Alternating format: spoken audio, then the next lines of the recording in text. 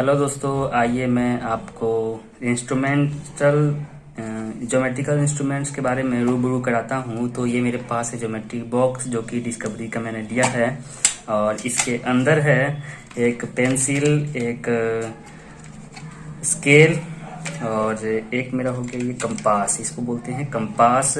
और ये हो गया मेरा डिवाइडर और ये हो गया शार्पनर और स्केल के बाद ये मेरा है सेट स्क्वायर।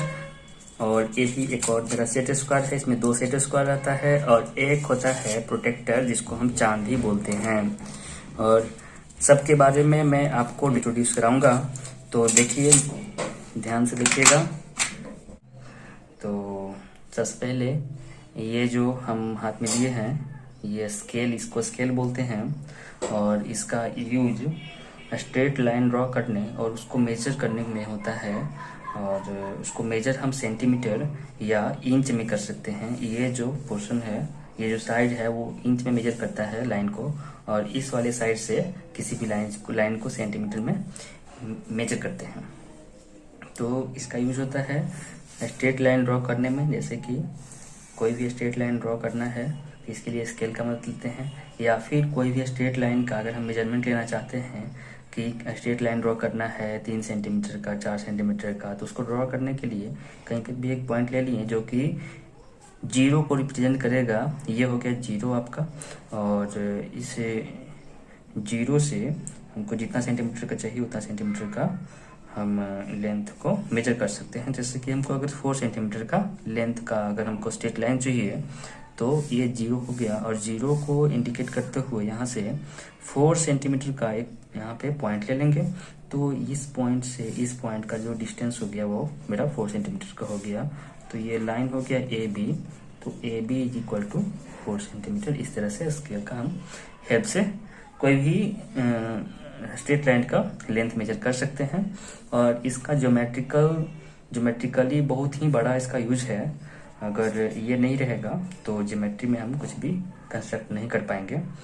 दूसरा है मेरा ये जो है ये कंपास है, और इसकी हेल्प से हम आर्क ड्रॉ कर सकते हैं।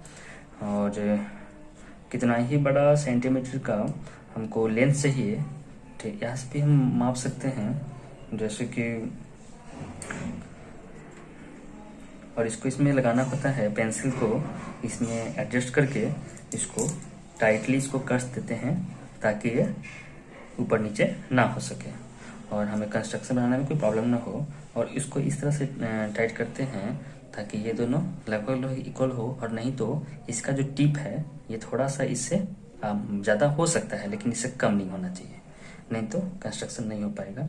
और इसका मेजर यूज है इसको आर्क बनाने में। जैसे कि कितना भी सेंटीमीटर का हमको आर्क चाहिए तो उसको या सर्कल बना सकते हैं, आर्क बना सकते हैं। ये मैंने सर्कल बना लिया यहाँ से यहाँ तक, ये सर्कल हो गया। चूंकि यहाँ पॉइंट से हट गया था इसलिए सर्कल नहीं बन पाया। हमको अगर चाहिए कि 2 सेंटीमीटर का रेडियस का अगर हमको सर्कल चाहिए तो ये मेरा 0 से 2 सेंटीमीटर का हम पॉइंट ड्रॉ कर लिए, और इन दोनों पॉइंट को इसको हमको यहाँ पे इसको ऐसे मिला लेना होगा। तो ये जो मेरा बन गया ये 2 सेंटीमीटर का मेरा है, ये जो मेरा है लेंथ ये 2 सेंटीमीटर का। और कहीं पर भी एक पॉइंट ले लेंगे और इस पॉइंट से 2 सेंटीमीटर रेडियस का हम सर्कल ड्रॉ कर सकते हैं। ड्रॉ करने के लिए पेंसिल को पकड़ेंगे, अगर लंबा पेंसिल है तो पेंसिल को पकड़ेंगे, और नहीं तो कंपास का जो मेरा ये टिप पॉइंट है इसको भी पकड़ सकते हैं।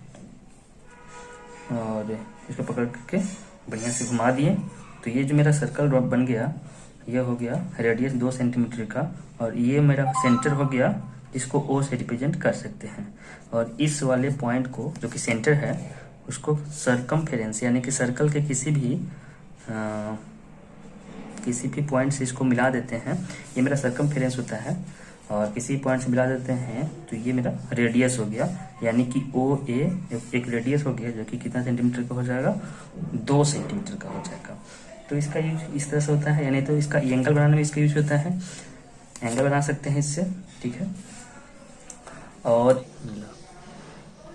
तो ये है डिवाइडर, और डिवाइडर से हम किसी भी लाइन के लेंथ को हम मेजर कर सकते हैं कि कौन सा लाइन बड़ा है। जैसे कि ये लाइन और ये लाइन में अगर पता करना है कि कौन बड़ा है कौन छोटा है, तो इसको इस पे यहाँ पे दोनों इसका जो नीब है उसको रख लेते हैं यहाँ पे, और उसके बाद इसको देखते हैं तो ये लाइन बड़ा आ जाता है और इससे हम एक्यूरेट मेजर कर सकते हैं कि कौन लाइन बड़ा है और कौन छोटा है। और उसके बाद हम दिखाना चाहते हैं प्रोटेक्टर, और इससे हम एंगल को मेजर करेंगे और एंगल को इससे बनाएंगे भी। जैसे कि इसमें जो लिखा हुआ है यहाँ से इधर से अगर जाता है एंटी क्लॉकवाइज तो ये हो जाएगा 0, 10, 20, 30, 40 और इस तरह से 180 तक, और ये मेरा एंगल बनेगा 180 डिग्री। और इधर से भी अगर जाता है ये 0 और 0 से लेकर के 180 डिग्री तक, तो ये हो जाएगा क्लॉकवाइज। तो अगर क्लॉकवाइज अगर बनाना होगा तो इधर से लेंगे, नहीं तो एंटी क्लॉकवाइज अगर बनाना होगा तो इधर से हम एंगल को लेंगे। तो इससे दो काम होता है, या तो एंगल का मेजर करना, जैसे कि दो एंगल बना हुआ है, हम एंगल बना लेते हैं। ये मेरा एंगल अगर है जो कि पता नहीं है कितना भी डिग्री का है, हमको पता नहीं है। अगर इसको पता करना है, इसको रखने का तरीका होता है, प्रॉपर तरीका होता है, जो इसका ये जो पॉइंट है जो इन दोनों लाइन को ज्वाइन कर रहा है, इसको वर्टेक्स मानते हुए एंगल के वर्टेक्स पे रखते हैं, एग्जैक्ट वहाँ पे रखना होता है। और ये जो मेरा लाइन है इस पे कॉन्साइड होना चाहिए, यानी कि ये लाइन इस पे ढका होना चाहिए। और उसके बाद ये जो दूसरा लाइन है इसको देखते हैं कि ये कहाँ पे मिलता है। तो हम देख पा रहे हैं कि अगर यहाँ से 0 से हम लेते हैं तो 0 से लेकर के ये 70 और 70 और 70 और 80 के हाफ, ये हो जाएगा 75। और उसके बाद मेरा लगभग 2 या 3 और ज़्यादा है, यानी कि हो गया ये 78 डिग्री का ये मेरा एंगल हो गया। तो इससे हम किसी भी एंगल को मेजर कर सकते हैं कि कितना डिग्री का है। तो ये मेरा हो गया 78 डिग्री का, और बना लेंगे। और इससे बना सकते हैं हम, जैसे कि कोई बनाना होगा कि 130 डिग्री का एंगल बनाना है, तो 130 डिग्री का एंगल कैसे बनाएंगे। तो यहाँ से स्केल के मदद से हम एक लाइन ड्रॉ कर लेंगे, और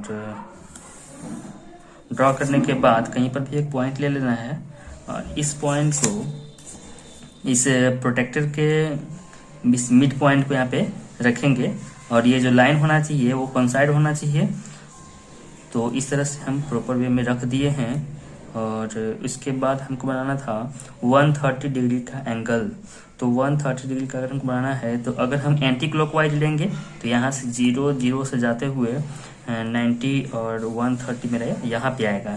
तो 130 का यहाँ पे जो 130 के सामने में जो लाइन गया है, यहाँ पे हमको एक पॉइंट देना होगा। और ये देखिए मेरा पॉइंट आ गया, और इस पॉइंट को इसको वर्टेक्स मानते हुए इसको स्केल से ज्वाइन करा देना है। और ये मेरा एंटी क्लॉकवाइज डायरेक्शन में एंगल हो गया जो कि 130 डिग्री का। ये मेरा एंगल हो जाएगा 130 डिग्री का एंगल। ठीक है, इस तरह से इसको बना भी सकते हैं एंगल को, और एंगल को मेजर भी कर सकते हैं। ठीक है, तो ये प्रोटेक्टेड हो गया। और अगला हम आपको दिखाना चाहते हैं जो कि सेट स्क्वायर है।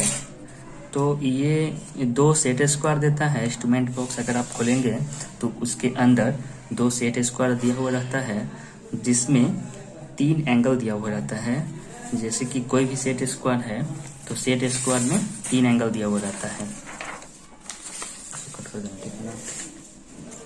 और हाँ, तो मेरा सेट स्क्वायर आ गया है, और सेट स्क्वायर में 3 एंगल दिया हुआ रहता है। जैसे कि कोई भी सेट स्क्वायर, ये सेट स्क्वायर में 3 एंगल, एक हो गया मेरा 45 डिग्री का, और ये भी 45 डिग्री का, और ये जो मेरा एंगल हो गया वो 90 डिग्री का एंगल हो गया।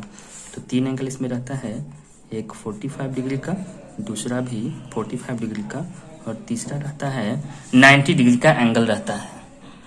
और इसका यूज है पैरेलल लाइन ड्रॉ करने में। जैसे कि कोई भी इस तरह से इसको अगर हम रख देते हैं, और रखने के बाद हम यहाँ से एक लाइन ड्रॉ कर लेते हैं। एक लाइन ड्रॉ कर लिए हम, यहाँ से ड्रॉ कर लेना है इस तरह से। तो ये जो लाइन ड्रॉ कर लिए, इस लाइन के अगर हमको पैरेलल लाइन ड्रॉ करना है तो इसको नीचे या ऊपर, इस वाले को ऐसे ही रहने देना, इसको घसकाना नहीं है।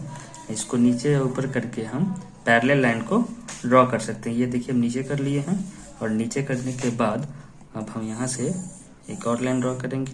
तो ये जो मेरा लाइन हुआ, ये दोनों जो लाइन है वो एक दूसरे का क्या हो जाएगा, पैरेलल लाइन हो जाएगा। या फिर इसको ऊपर भी करके हम अलग लाइन हम ड्रॉ कर सकते हैं, और ये भी मेरा हो जाएगा पैरेलल लाइन। ये मैंने ड्रॉ कर लिया, पैरेलल लाइन हो जाएगा। तो ये तीनों लाइन जो हो जाएगा एक दूसरे का क्या हो जाएगा, पैरेलल लाइन हो जाएगा। तो सेट स्क्वायर की हेल्प से हम पैरेलल लाइन को ड्रॉ करते हैं। एंगल बता दिए हैं इसमें कि इसमें एक 45 और ये होता है आपका 90 डिग्री का। इस वाले में एक 30 डिग्री, एक होता है 60 डिग्री और एक होता है 90 डिग्री। तो तीनों एंगल का सम हो जाएगा 180 डिग्री, यानी कि ट्रायंगल में तीनों एंगल का सम होता है 180 डिग्री। तो ये 30, ये 60 और ये 90 डिग्री, और इस वाले में ये 45, ये भी 45 और ये होता है 90 डिग्री का। ठीक है, तो बाय दोस्तों।